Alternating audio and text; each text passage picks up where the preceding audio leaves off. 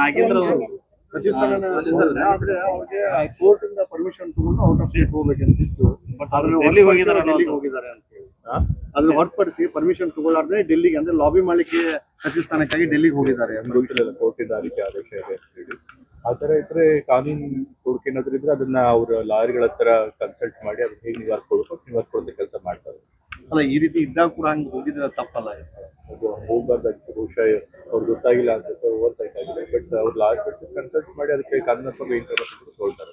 ಹಿಂಗ ಆಗಿದ್ದಕ್ಕೆ ಈಗ ಸಚಿವ ಸ್ಥಾನಕ್ಕೆ ಹೋಗಿದ್ರೆ ಇನ್ನು ಅದರಿಂದ ಜಾಮೀನು ಏನು ಕೊಟ್ಟೆ ಅದು ಕೂಡ ಕ್ಯಾನ್ಸಲ್ ಆಗುತ್ತೆ ಅಂತ ಹೇಳ್ತಿದ್ದಾರೆ. ಅದು ಇಷ್ಟು ನಿಜ ಸುಳ್ಳು ಯಾರಿಗೂ ಗೊತ್ತಿಲ್ವಲ್ಲ. ಅದು ಆದಾಗ ಸಚಿವ ಸಂಪುಟ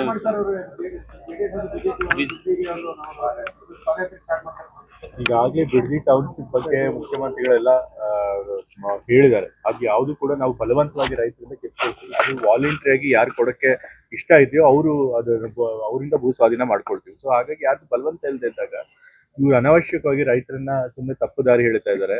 ಇವರೇ ಈ ಒಂದು ಬಿಡದಿ ಟೌನ್ಶಿಪ್ ಕಾರ್ಯಕ್ರಮ ಶುರು ಮಾಡಿದ್ರು. ಇವರೇ ಶುರು ಮಾಡಿ ಈಗ ಇವರೇ ಅದ್ರ ವಿರುದ್ಧ ಇದು ಮಾಡ್ತಿದ್ದಾರೆ. ನಮ್ಮ ಬಾಲಕೃಷ್ಣ ಯೋಚನೆಗೌಡರು ಚೆನ್ನಾಗಿ ಹೇಳಿದ್ರು. ಇದು ಅವರದು ಪಾದಯಾತ್ರೆ ಏನಿದೆಯಲ್ಲ ಇದು ಪ್ರಾಯಶ್ಚಿತ ಪಾದಯಾತ್ರೆ. ಯಾಕೆಂತಂದ್ರೆ ಅವರೇ ಮಾಡಿರೋ ಕಾರ್ಯಕ್ರಮದ ಅವರೇ ಮಾಡ್ತಾರೋದ್ರಿಂದ ಅದಕ್ಕೆ ಕರೆಕ್ಟ್ ಆದಂತ ಆಪ್ಟ್ ಹೆಸರು ಇಟ್ಟಿದ್ದಾರೆ ಅವರು.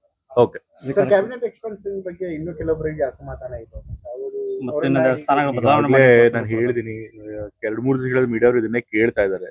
ನಾನು ಹೇಳಿದ್ನಲ್ಲ, ಪ್ರತಿ ಕಾಲದಲ್ಲೂ ಕೂಡ ಯಾವುದೇ ಸರ್ಕಾರದಲ್ಲಿರ್ಲಿ ಈ ರೀತಿ ಸಂಪುಟ ಪುನಾರಚನೆ ಅಥವಾ ಸಂಪುಟ ವಿಸ್ತರಣೆ ಆದಾಗ ಬಹಳಷ್ಟು ಸಚಿವಾಕಾಂಕ್ಷಿಗಳಿರ್ತಾರೆ. ಯಾರು ಸಚಿವ ಸ್ಥಾನ ಸಿಗಲ್ಲ ಅವ್ರು ಸ್ವಲ್ಪ ಅಸಮಾಧಾನಗೊಳ್ತಾರೆ. ಅದು ಸಹಜವಾದದ್ದು. ಎಲ್ಲಾ ಸರ್ಕಾರದಲ್ಲೂ ಎಲ್ಲಾ ಸಮಯದಲ್ಲೂ ಆಗಿದೆ. ಬಟ್ ಆದ್ರೆ ನಮ್ಮ ವರಿಷ್ಠರು ನಾಯಕರುಗಳು ಅವ್ರನ್ನ ಭೇಟಿ ಮಾಡಿ ಅವ್ರಿಗೆ ಮನವೊಲಿಸಿ ಏನೇ ಅಸಮಾಧಾನ ಇದ್ರು ಅದನ್ನ ಶಮನ ಮಾಡ್ತಾರೆ. ಸೊ ಈಗಲೂ ಕೂಡ ಎಲ್ಲ ಸರಿ ಹೋಗುತ್ತೆ. ಖಾತೆ ಹಂಚಿಕೆ ಅಸಮಾಧಾನ ಆಗಿದೆ. ನನಗೆ ಅದೇ ಖಾತೆ ಬೇಕು, ಇದೇ ಖಾತೆ ಬೇಕಂದ್ರೆ ಖಾತೆ ಹಂಚಿಕೆ ತೀರ್ಮಾನ ಆಗಿಲ್ವಲ್ಲ, ಅದ್ ಹಿಂಗೆ ಯಾವ ಖಾತೆ ಬೇಕು ಕೇಳ್ಕೊಳ್ತಾರೆ ಹೈಕಮಾಂಡ್ ನ. ಆದ್ರೆ ಕೊನೆಗೆ ಡಿಸೈಡ್ ಮಾಡೋದು ಹೈಕಮಾಂಡ್. ಈಗಾಗಲೇ ಹೇಳ್ದಂಗೆ ಹೆಂಗೆ ಸಚಿವ ಸ್ಥಾನ ಸಿಗ್ಬೇಕಾದ್ರೆ ಆಯ್ತು, ಅದೇ ರೀತಿ ಖಾತೆ ಹಂಚಿಕೆ ವಿಚಾರದಲ್ಲೂ ಅಷ್ಟೇ ಎಲ್ಲರೂ ಕೂಡ ಪಕ್ಷದ ನಾಯಕತ್ವ ಏನ್ ತೀರ್ಮಾನ ಮಾಡ್ತಾರೆ ಅದಕ್ಕೆಲ್ಲರೂ ಕೂಡ ಕೊನೆಗೆ ಬದ್ಧರಾಗಿ ಆಗ್ತಾರೆ. ಸಿದ್ದರಾಮಯ್ಯ ಅವರಿಗೆ ಅನೇಕ ಮಂದಿಗೆ ಸಿಎಂ ಸ್ಥಾನ ಇಳಿದ ನಂತರ ಎಲ್ಲೋ ಒಂದ್ ಕಡೆ ಮೂಲ ಗುಂಪು ಮಾಡ್ಲಾಗ್ತಾ ಇದೆ. ಅವ್ರು ಹೇಳಿದ ಮಾತುಗಳ ಕೇಳ್ತಾ ಇಲ್ಲ ಯಾರು ಕೂಡ ಅಂತ ಹೇಳಿ. ಆಮೇಲೆ ಸಚಿವ ಸ್ಥಾನದ ಏನೀಗ ಸಂಪುಟ ವಿಸ್ತರಣೆ ಆಯ್ತು, ಅದರಲ್ಲಿ ಕೂಡ ಅವ್ರು ಹೇಳಿದಂತಹ ಕೆಲವು ವ್ಯಕ್ತಿಗಳು ಆಗ್ಲಿಲ್ಲ. ಅದು ಕುರುಬ ಸಮಾಜ ಕೂಡ ಅನೇಕರಿಗೆ ಅಸಮಾಧಾನ ಕೂಡ ಇದೆ. ಅಸಮಾಧಾನ ಕೂಡ ಹೊರಗೆ ಆಗ್ತಿದ್ದಾರೆ. ಯಾರು ಹೇಳಿದವ್ರದ್ದು ಆಗಿಲ್ಲ ಅಂತ ಮತ್ತೆ ಅವ್ರಿಗೆ ಅಸಮಾಧಾನ ಇದೆ ಅಂತ ತಂದೆಯವರಿಂದ ಬಂದು ಬಹಿರಂಗವಾಗಿ ಹೇಳಿದ್ದಾರೆ ಅಸಮಾಧಾನ ಇಲ್ಲ ಅಂತ. ನಾನೇ ತಂದೆಯವ್ರ ಜೊತೆ ಇದೀನಲ್ಲ, ಸೊ ಅವ್ರಿಗೇನು ಅಸಮಾಧಾನ ಇಲ್ಲ. ಮತ್ತೆ ಮೂಲೆ ಗುಂಪು ಕೂಡ ಮಾಡಿಲ್ಲ. ಯಾಕೆಂತಂದ್ರೆ ಸಚಿವ ಸಂಪುಟ ವಿಸ್ತರಣೆ ಮಾಡ್ಬೇಕಾದ್ರೆ ತಂದೆಯವ್ರನ್ನ ಕರೆದು ಅವರ ಅಭಿಪ್ರಾಯಗಳನ್ನ ತೆಗೆದುಕೊಂಡು ಅವರು ಏನು ಅಭ್ಯರ್ಥಿಗಳ ಪಟ್ಟಿ ಕೊಟ್ಟಿದ್ರು ಅದನ್ನು ಇಸ್ಕೊಂಡು ಅದ್ರೊಳಗೆ ಎಷ್ಟು ಸಾಧ್ಯ ಆಗುತ್ತೋ ಅಷ್ಟು ಮಾಡಿದ್ದಾರೆ.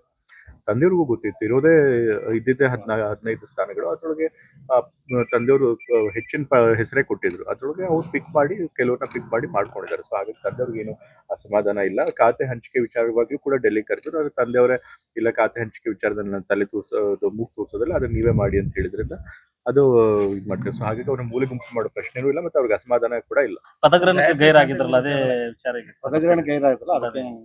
ಪದಗ್ರಹಣಕ್ಕೆ ಬರ್ಲಿಲ್ಲ. ಯಾಕೆಂತಂದ್ರೆ ಅವತ್ತು ಅವ್ರು ಹುಟ್ಟಪ್ಪ ಇತ್ತು, ಎಲ್ಲ ಬಹಳಷ್ಟು ಜನ ಅವ್ರು ಬಂದು ಅಭಿಮಾನಿಗಳು ಎಲ್ಲರೂ ಕೂಡ ಅವ್ರನ್ನ ಭೇಟಿ ಮಾಡ್ತಿದ್ರು. ಹಾಗಾಗಿ ಅವ್ರು ಅವತ್ತು ಬರ್ಲಿಲ್ಲ ಅಷ್ಟೇ.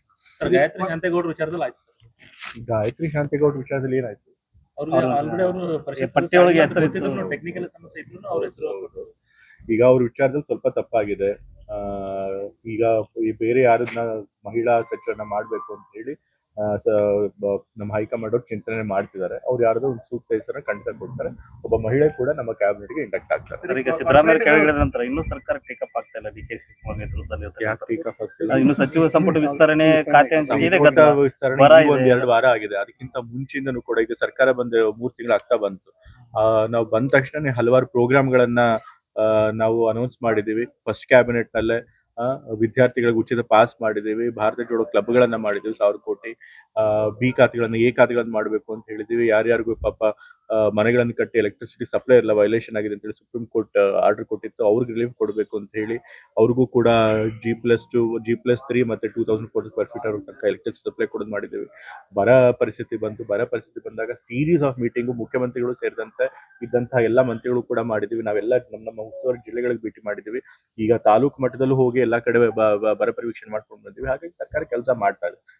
ಮಹಾನಗರ ಪಾಲಿಕೆಗೆ ವಿಜಯಪುರ ಮಹಾನಗರ ಪಾಲಿಕೆಗೆ ಬಂದಿದ್ರಿ, ಅನೇಕ ವರ್ಷ, ಯಾಕಂದ್ರೆ 3 ವರ್ಷಗಳಿಂದ ಏನು ಅಧಿಕಾರಕ್ಕೆ ಬಂದ ನಂತರ ಕೂಡ ಬೇಡಿಕೆಗಳನ್ನ ಅನೇಕ ಅಲ್ಲಿ ಇದ್ದಂಥವ್ರು ಎಲ್ಲರೂ ಕೂಡ ಅಧಿಕಾರಿ ವಹಿಸ್ಕೊಂಡವರಾಗ್ಲಿ ಮತ್ತು ಪೌರರಾಗ್ಲಿ ಮಹಾಪೌರರಾಗ್ಲಿ ಎಲ್ಲರೂ ಕೂಡ ಏನು ಈಗ ಬೇಡಿಕೆ ಅದಕ್ಕೆ ಇಟ್ಟಿದ್ರು. 100,000 ನಾನು ಪ್ರಗತಿ ಕೋಟಿ ಪರಿಶೀಲನಾ ಅವಶ್ಯಕತೆ ಸಭೆ ಇದೆ. ನಡ್ಸಕ್ ಬಂದಿದ್ದೀನಿ. ಯಾವುದೇ ಒಂದು ಕಾರ್ಯ ಈಗ ಆಗಿಲ್ಲ. ಏನೇನು ಕೆಲಸಗಳಾಗಿವೆ, ಏನೇನು ಕೆಲಸಗಳಾಗಬೇಕು, ಜನರ ಬೇಡಿಕೆ ಏನಿದೆ ಅದನ್ನೆಲ್ಲ ಪರಿಶೀಲನೆ ಮಾಡಿ ಸೂಕ್ತ ಕ್ರಮ ವಹಿಸಿಕೊಂಡು ಅದನ್ನೆಲ್ಲ ಆದಷ್ಟು ಬೇಗ ಈಡೇರಿಸುವಂತ ಕೆಲಸ ಮಾಡಿ. ದುಡ್ಡು ಏನಾದ್ರು ಕೊಡ್ತೀರಾ ಅಂತ ಸರ್ಕಾರ? ಈಗ ಯಾಕಂದ್ರೆ 3 ವರ್ಷದಿಂದ ಕೇಳ್ತಾ ಇದಾರೆ, ಅಭಿವೃದ್ಧಿನೇ ಇಲ್ಲಾರ್ದಂಗಾಗಿದೆ ಸರ್. ಈಗ ನೋಡಿದ್ರೆ ಗೊತ್ತಾಗುತ್ತೆ ಈಗ ಎಷ್ಟು 100 CR ಕೇಳಿದ್ರೆ ಸರ್ ಮಿನಿಮಮ್ ಎಷ್ಟು ಅಗತ್ಯ ಇದೆ, ಈಗ ಎಷ್ಟು ಅನುದಾನ ಕೊಟ್ಟಿದ್ದಾರೆ, ಹೌದು. ಅದ್ರೊಳಗೆ ಎಷ್ಟು ಕೆಲಸ ಇದೆ, ಇನ್ನೂ ಎಷ್ಟು ಬಾಕಿ ಇದೆ, ಅದೆಲ್ಲ ಪ್ರಗತಿ ಪರಿಶೀಲನೆ ಮಾಡ್ಕೊಂಡು ಖಂಡಿತ ಅನುದಾನದ ಅಗತ್ಯ ಇದ್ರೆ ಕೊಡ್ಸೋಣ. ಇನ್ನಷ್ಟು ಸುದ್ದಿಗಾಗಿ ನಮ್ಮ ನ್ಯೂಸ್ 11 ಕರ್ನಾಟಕ ಚಾನೆಲ್ಗೆ ಲೈಕ್ ಮಾಡಿ, ಶೇರ್ ಮಾಡಿ, ಸಬ್ಸ್ಕ್ರೈಬ್ ಮಾಡಿ.